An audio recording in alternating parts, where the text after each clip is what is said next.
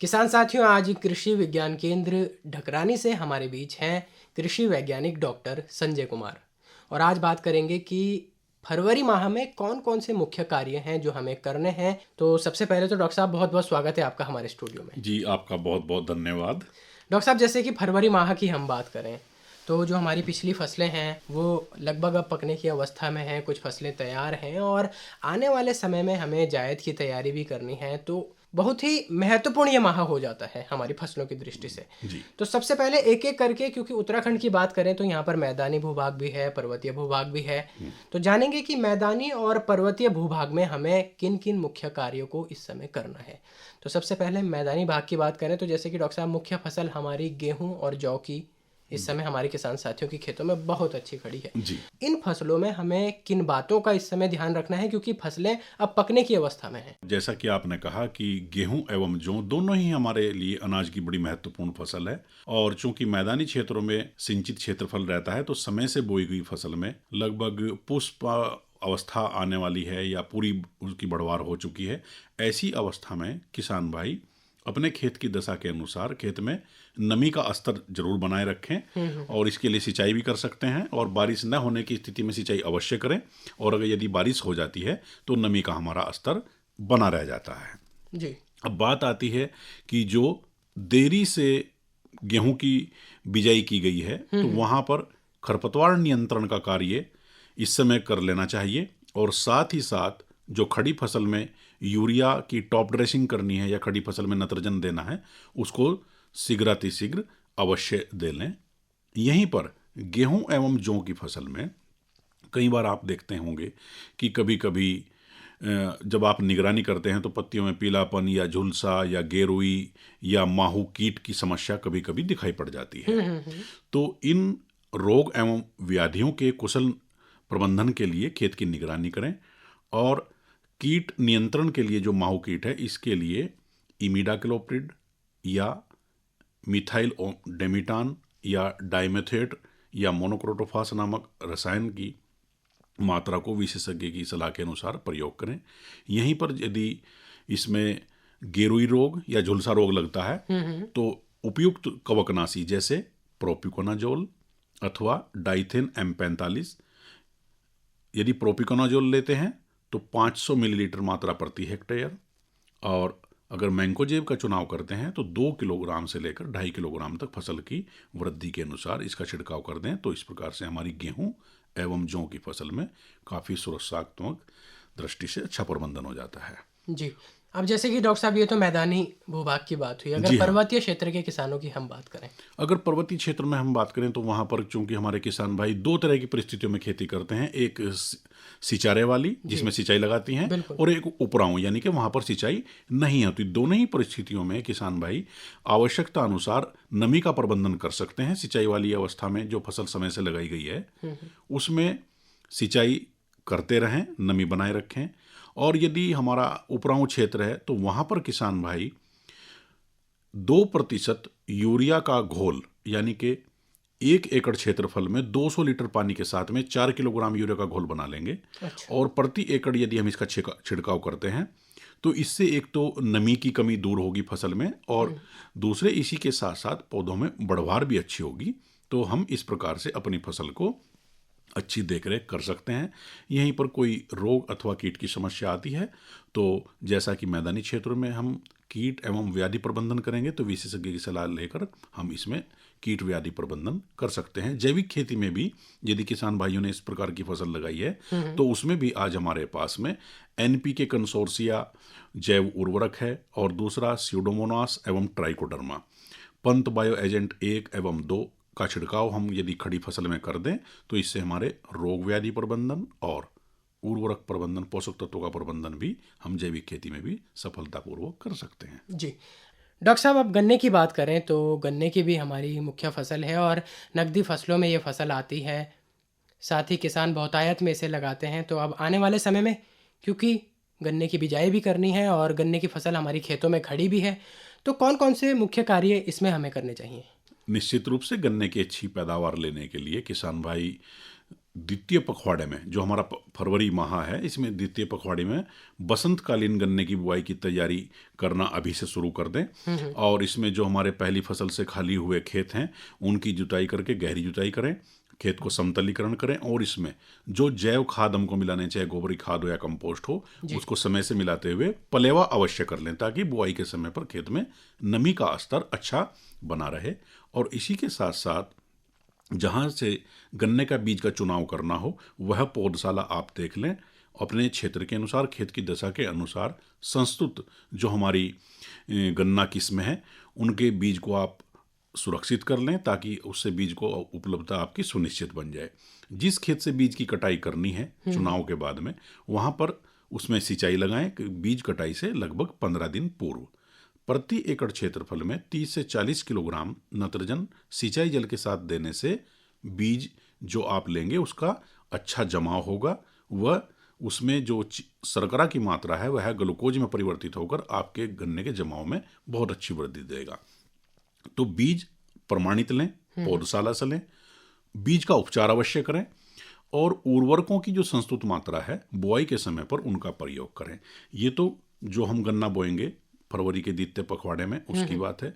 यहीं पर जो हमारी फसल पिछले साल बोई गई थी, और चूंकि गन्ने से हम पेड़ी भी रखते हैं, तो पेड़ी की फसल अच्छी होने के लिए नौलख गन्ने की कटाई फरवरी माह के मध्य में करें, और इसी कटाई करते समय ध्यान रखें कि भूमि की सतह से कटाई करें, ताकि अगली फसल का हमें अच्छा फुटाव मिले और ज़्यादा संख्या में पौधे बने जो सुरक्षित हैं और स्वस्थ रहें। इसी के साथ साथ आप देखते होंगे कि पेड़ी प्रबंधन में साथ में भी खाद एवं उर्वरकों का प्रबंधन हम फरवरी माह से फसल की कटाई के साथ साथ ही कर देते हैं। उसमें किसी भी प्रकार की देरी न करें, और अच्छी फसल होने के लिए जो हमारी सूखी पत्तियां हैं उनको हम एक समान खेत में फैला सकते हैं, जो हम गन्ने की कटाई कर रहे हैं, या एकांतर पंक्ति में भी कर सकते हैं। जी डॉक्टर साहब, अगर हम तिलहनी और दलहनी फसलों की बात करें, चना है, मटर है, ये सारी फसलें भी हमारी खेतों में इन दिनों खड़ी हैं, और इनकी अवस्था की बात करें, इनमें होने वाले मुख्य कार्यों की बात करें, तो किन बातों का हमारे किसान साथियों को ध्यान रखना चाहिए ताकि अच्छी पैदावार उनको मिले? हमारे उत्तराखंड राज्य में चना, मटर एवं मसूर जी बहुत ही महत्वपूर्ण दलहनी फसल है, और इसकी खेती मैदानी क्षेत्रों में और पर्वतीय दोनों में होती है। ये समय से बोई गई जो हमारी फसल है मैदानी क्षेत्रों में या पर्वतीय क्षेत्रों में, दोनों ही अभी शाखाएं बनने एवं फूल आने की स्थिति में है। मैदानी क्षेत्रों में जो चने की फसल है उसमें फलियां आने की अवस्था है। तो इसमें ध्यान यह रखना है कि शाखाएं निकलते समय और फूल बनते समय यथासंभव स्थिति में नमी यदि कम हो तो खेत में सिंचाई अवश्य कर दें। पर्वतीय क्षेत्र में चूंकि यह फसल हमारी उपराऊ या उखड़ खेत में हम लगाते हैं हमारे किसान भाई, तो वहां पर सिंचाई का प्रबंधन नहीं हो पाता, तो उसमें पानी का घोल जिसमें 2% यूरिया, यदि 200 लीटर पानी हम ले रहे हैं तो 4 किलोग्राम यूरिया, 100 लीटर पानी ले रहे हैं तो 2 किलोग्राम यूरिया, अथवा NPK कंसोर्शिया जो जैव उर्वरक है उसका घोल बनाकर हम अपनी फसल में यदि छिड़क दें तो फूल आने की अवस्था के समय तो इससे नमी भी अच्छी बनेगी, फूल भी अच्छे बनेंगे, और फूलों से जो फलियां बनेंगी वह भी अच्छी होंगी।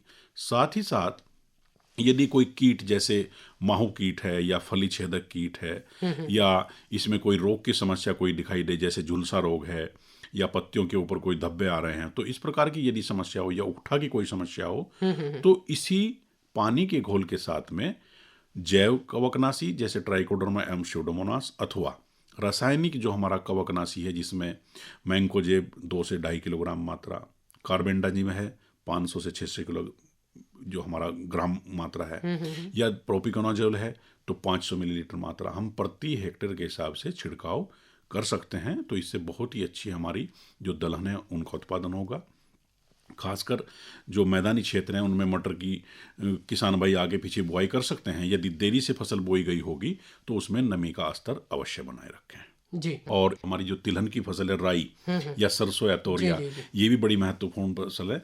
जब हम बात करते हैं मैदानी क्षेत्रों में तो राई की फसल लगभग यहाँ पर पुष्पावस्था की अवस्था में है, तो यहाँ पर किसान भाई ऐसी अवस्था में सिंचाई का प्रबंधन करें और जो फसल समय से बोई गई थी अगेती या कम अवधि की यदि वो पक गई उसकी कटाई कर लें और उसको जो मड़ाई करने के लिए संरक्षित कर लें। पर्वतीय क्षेत्रों में जहाँ पर तोरिया की फसल बरसात की फसल के बाद बोई गई थी उसकी कटाई कर लें और उसकी मड़ाई करके उसके दानों को सुखाकर भंडारित कर सकते हैं। यदि देरी से बोई गई राई, तोरिया अथवा सरसों की फसल हमारे खेतों में है, कहीं कहीं पत्तियां उनके ऊपर काले धब्बे या गेरुई रोग या हमारा दूसरा कोई और समस्या दिखाई दे रही है, या उसमें पुष्प आते समय माहू कीट का अत्यधिक प्रकोप दिखाई देता है, तो ऐसी अवस्था में विशेषज्ञ की सलाह लें। माहू कीट के नियंत्रण के लिए सरसों, राई, तोरिया में 1 लीटर मात्रा डाइमेथोएट 30 cc या मिथाइल और डेक्सामेथासोन की अगर हम लेते हैं तो निश्चित रूप से 500 से 600 लीटर पानी में घोल बनाकर इसका छिड़काव कर देने से कीट की समस्या अच्छी हो जाती है और अच्छी फलियां बनती हैं।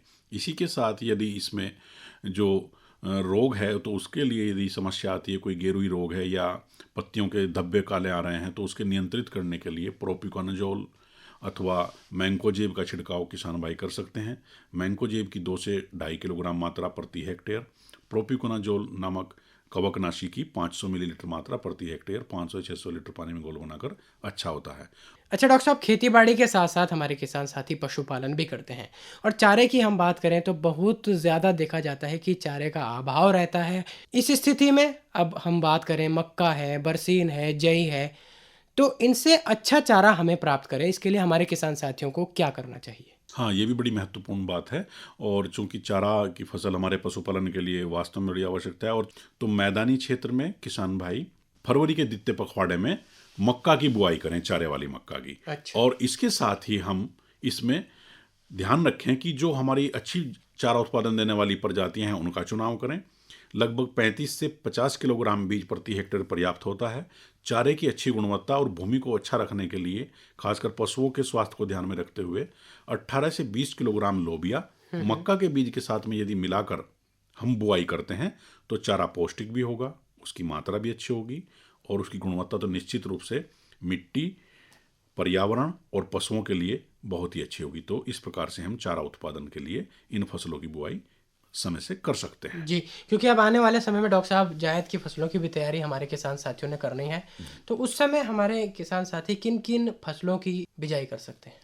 सूरजमुखी भी हमारे मैदानी क्षेत्रों के लिए एक अच्छी तिलहन की फसल है और इसकी बुआई की तैयारी भी हमको अभी से करनी पड़ेगी, जुताई। और इसकी जो बुआई है वैसे तो हम फरवरी माह के द्वितीय पखवाड़े से करनी शुरू कर देते हैं, लेकिन इसको बसंतकालीन और जायद दोनों ही समय पर बोया जाता है। यहाँ पर इसकी आप तैयारी कर सकते हैं और इसके लिए ध्यान रखें कि केवल उन्हीं प्रजातियों का चयन करें जो अच्छा उत्पादन देने के लिए इस क्षेत्र के लिए अनुमोदित की गई हों। जी। दूसरी जो हमारी जायद की फसलें हैं उनमें कद्दू वर्गीय सब्जी फसलों का बहुत विशेष महत्व रहता है, तो किसान भाई अभी से इसका प्रबंध कर लें और फरवरी माह में ही उस खेत की या पौधशाला की तैयारी कर लें जहाँ पर कद्दू वर्गीय जैसे करेला, तोरई, लौकी, खीरा इत्यादि के पौधे आपको तैयार करने हैं, तो आप इनको भी समय से तैयार कर लें। और यहीं पर भिंडी की बुआई भी हमारे किसान भाई गन्ने की फसल के साथ साथ कर सकते हैं। लोबिया चूंकि बड़ी महत्वपूर्ण फसल है जी जी जी। पर्वतीय क्षेत्रों के लिए